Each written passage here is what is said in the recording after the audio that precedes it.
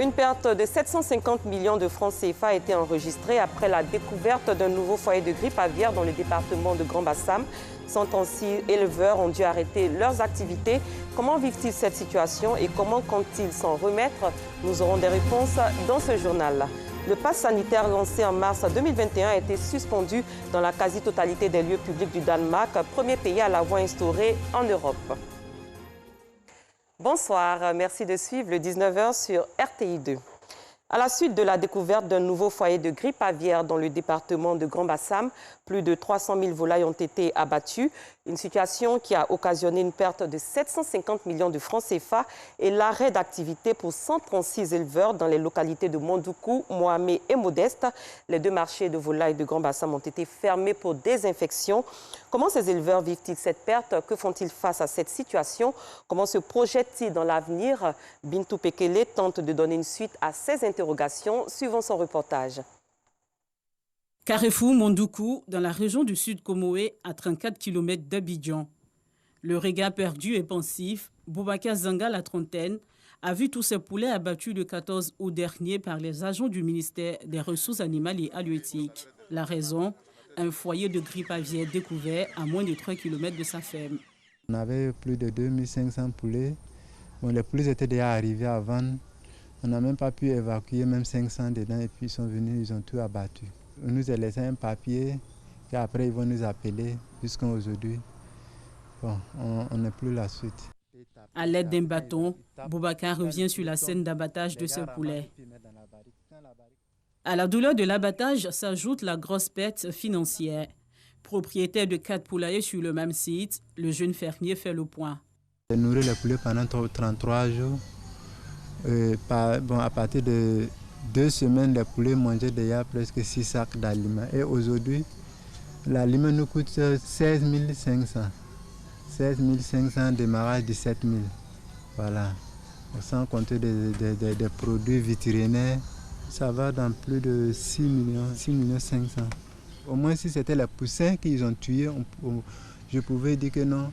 Je pouvais avoir un peu de côté. Mais le moment où ils ont tué les poulets, là, sincèrement, il n'y avait plus rien. Il y avait même des crédits des gens même dessus. Si Boubacar est affecté par cette perte, son jeune frère Salif l'est encore plus. Nouveau papa, il trouvait de l'espoir dans cette ferme auprès de son frère. Depuis ils ont fini d'abattre nos poulets là, nous n'avons plus rien à faire. Nous n'avons plus rien à faire. Bon, on est là comme ça. On est obligé d'aller travailler derrière quelqu'un pour pouvoir manger. Boubacar et son frère espèrent un dédommagement de l'État, tout comme Donald Gaïd, gérant d'une ferme située à 100 mètres de là. Il est à la tâche pour assainir son site après l'abattage de ses 957 poulets. Bon, en effet, on essaie d'entretenir le coin pour ne pas que ce soit un peu désert. On fait l'entretien, le nettoyage des bâtiments, l'entretien du bâtiment, puis on attend. C'est un nouveau bâtiment qui est là. C'est la première bande qu'on a fait, puis en même temps, on a perdu nos poulets. Voilà. Donc tout ça, ce coût du bâtiment, c'est environ presque 3 500 000. Les revendeurs et les voisins sont également dans le désarroi. Mon coin ne marche plus parce que c'est eux qui font et puis moi aussi, bon, je prends aussi pour travailler ici pour que mes clients aussi puissent arriver. Mais aujourd'hui, depuis qu'ils ont lancé ça, bon, il n'y a plus de clients chez moi. Actuellement, c'est la viande de brousse et cabri, maintenant il fait maintenant. Des fois, c'est eux qui me donnent coup de main. Quand on vient les faire comme ça, là, on dirait que c'est nous tous qu'on nous a frappés. C'est comme ça la mort. Pour ce nouveau foyer de grippe aviaire détecté au début du mois d'août dans le département de Grand Bassam, ce sont plus de 300 000 sujets abattus, soit 750 millions de francs CFA de pertes estimables. Dans la ville de Grand Bassam, l'apparition de la peste volaille impose la fermeture des marchés à volailles. Bonjour madame. S'il vous plaît, je fais une Safiatou est à la recherche de poulets au grand marché pour le repas du jour. Elle est très vite dessus par les étalages vides. C'est choquant en fait. C'est choquant. Si tu n'as pas précisé autre chose, que tu es là compter seulement que sur le poulet, puis il n'y en a pas. Vraiment, c'est décourageant. La déception est d'autant plus grande pour les vendeurs de poulets qui sont sans activité depuis plus de 10 jours. Une bande de couleur rouge et blanc délimite la zone de vente des poulets sous le regard impuissant de ses occupants. Franchement, c'est notre gagne-perte, c'est de ça qu'on vit. Moi-même, je suis née là-dedans, j'ai trouvé mes parents dedans. Et c'est de ça que moi je vis. Après le bac, je n'ai pas eu d'autre travail à faire. Donc je suis venue vendre poulet avec mes frères. Actuellement, c'est vraiment déplorable. Si ça vaut 20 ans, c'est la deuxième fois que ça vient d'arriver. La première fois, sincèrement, il a perdu beaucoup. Nous sommes des commerçants, quand on envoie les marchandises, supposons les poulets, on donne ça à les femmes qui vont dans les restaurants. Chaque 2 jours, il faut que tu tournes pour aller encaisser un peu, puis tu fais sortir nouveau encore. Voilà, mais si sur ça, c'est bloqué. Tu vois que c'est pas facile. Pour les consommateurs, la période d'attente s'annonce longue. Il n'y a pas de poulet, ce n'est pas normal. Et ce qui est importé aussi coûte plus cher. Il n'y a pas de poulet, on dit qu'il y a grippe aviaire, alors que nous ne connaissons pas ça. Rien ne peut remplacer poulet si ce n'est pas poulet. Le gouvernement n'a voir ça. Là, nous, on va voir poulet. On ne peut pas laisser commencer à manger poulet. Maintenant, venez ici, on a poulet, c'est mieux. Depuis l'abattage des poulets, plus de 136 éleveurs de Mondoukou, Mouyaye et Modeste ont vu leur quotidien basculer du jour au lendemain. À la tombée de la nuit au quartier Gonzagueville dans la commune de Port-Boué, Boubacar retrouve son épouse les bras vides. Un scénario qui vit cette famille depuis 2 semaines. Après l'abattage des sujets, les acteurs du domaine de l'élevage dans le département de Grand-Bassam devront patienter au moins 21 jours, temps prévu pour la désinfection et le suivi. À la direction des services vétérinaires du ministère des Ressources animales et halieutiques en charge de la question, l'abattage des sujets et la fermeture du marché se justifient. Selon Dr Kalo Vessali, premier responsable de cette direction, circonscrire un nouveau foyer de la grippe aviaire permet de protéger 60 millions de volailles et 50 000 emplois directs. L'élevage avicole représente 250 milliards de chiffre d'affaires. 50 millions d'emplois directs. Donc vous imaginez, si et plus de 60 millions d'effectifs, c'est-à-dire environ 30 millions élevage moderne, 30 millions d'effectifs dits traditionnels de volailles. Donc vous imaginez l'importance de cet élevage-là. À Bassam, nous sommes autour de 300 000, mais quand vous comparez à 60 millions d'animaux qu'on doit préserver, autant gérer ce problème de 300 000 animaux et puis préserver les 250 milliards de chiffre d'affaires et les 50 millions d'emplois directs, je dis bien. Donc, vous imaginez. Donc c'est déjà très, très, très, très important pour notre pays. Lorsque vos animaux font l'objet d'abattage sanitaire, ces animaux-là sont indemnisés par l'État. Voilà. Donc nous rassurons encore les éleveurs que l'État n'a jamais failli à cette indemnisation. Selon la direction des services vétérinaires du ministère des Ressources animales et halieutiques, la Côte d'Ivoire est à sa 3e crise de grippe aviaire après celle de 2006 et 2015. Les pertes ont été estimées respectivement à 10 milliards et 3 milliards de francs CFA. On s'intéresse au Tchéndon Festival qui se veut un pont entre les peuples guérés et baoulés à travers la tribu Bomi. Une initiative saluée par les artisans de la paix et la cohésion Côte d'Ivoire. Invité spécial de ce rendez-vous, le ministre Anne-Désirée Ouloto. Anissette Kono. Anne-Désirée Ouloto, faite reine de la tribu Bomi dans le département de Tiébissou depuis 2018, d'où sa présence aux côtés du peuple Bomi, notamment à l'occasion du Tchéndon. Pour mémoire, les populations de Bomi-Kondé, Yaokro et Bomi-Zambo, qui constituent la tribu Bomi, avaient reçu des dons de 15 millions de francs CFA pour lutter contre la pandémie de la Covid-19. En reconnaissance, le peuple Bomi a décidé d'honorer sa bienfaitrice.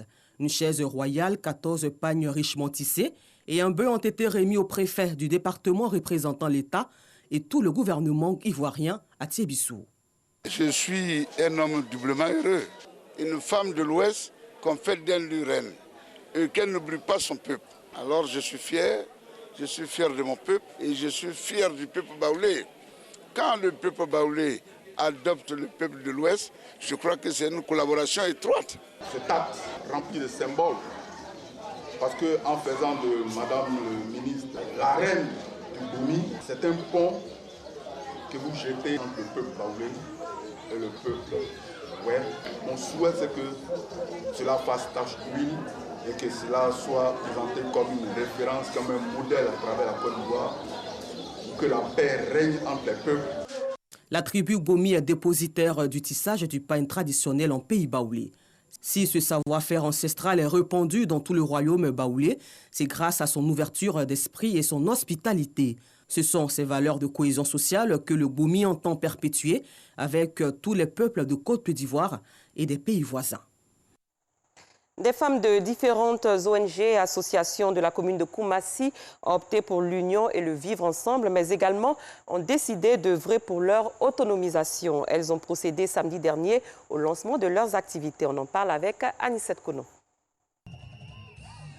Rassemblées dans la cour de la Maison Blanche de Koumassi, en présence des autorités politiques et administratives de cette commune, les femmes appartenant à des ONG et associations ont compris la nécessité de l'union et du vivre ensemble. L'idée de cette rencontre fédérait leur énergie dans l'optique de promouvoir leur autonomisation à travers notamment l'entrepreneuriat pour une commune de Koumassi plus reluisante. Vraiment, je suis très heureuse aujourd'hui pour la Fédération des associations à Koumassi parce qu'au moins ça fait que nous puissions vraiment vivre ensemble en communion et se partager des idées. Nous allons nous aider. Ceux qui souffrent, ceux qui n'ont pas à manger, ceux qui sont malades. C'est pourquoi nous nous sommes réunis. Ici, il n'y a pas Bété, il n'y a pas Goula, il n'y a pas Gourou, il n'y a rien, on est un. Nous autorisons aussi l'alphabétisation. Nous aidons les femmes à sortir de la précarité. Représentant Ibrahim Sisseba Congo, premier magistrat de la commune de Koumassi, le député Yacouba Sangaré a encouragé l'initiative et a demandé aux femmes leur entière adhésion au projet. Et quand on se met ensemble, on devient plus fort. La cohésion sociale tant réclamée par chacun de nous commence par ces petits pas-là. Donc nous sommes heureux aujourd'hui de voir ces femmes-là travailler ensemble sans distinction de conditions sociales, sans distinction d'ethnie, sans distinction de religion.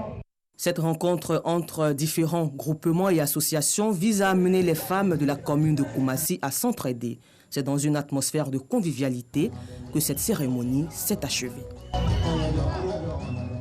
Dans un tout autre registre, le président du comité d'organisation de la CAN 2023, COCAN, Albert François Amicha, multiplie les échanges avec les différentes parties prenantes.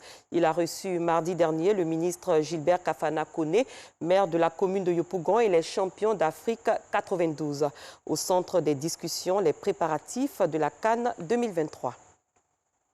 Sachez que la Côte d'Ivoire a été tenue en échec cet après-midi à Maputo par le Mozambique pour la première journée du deuxième tour des éliminatoires de la Coupe du Monde Qatar 2022 dans le groupe D. Nous reviendrons sur le résumé de ce match dans nos prochaines éditions. En Libye, de violents affrontements à l'artillerie lourde ont éclaté dans la nuit de jeudi à vendredi entre deux unités de l'armée dans une banlieue sud de Tripoli. Ils ont opposé la 444e brigade, une unité d'élite des forces armées, à l'organe d'appui à la stabilité, un appareil sécuritaire créé en janvier par l'ancien Premier ministre Fayez al-Sarraj. La mission de l'ONU a exprimé sa profonde préoccupation. Le pass sanitaire lancé en mars 2021 a été suspendu dans la quasi-totalité des lieux publics du Danemark, premier pays à l'avoir instauré en Europe. Cette décision intervient quelques jours avant la levée de l'ensemble des restrictions en dépit de la propagation de la 4e vague en Europe. Fin de ce journal. Merci de votre fidélité. Très bonne soirée. Je vous retrouve demain pour une autre édition.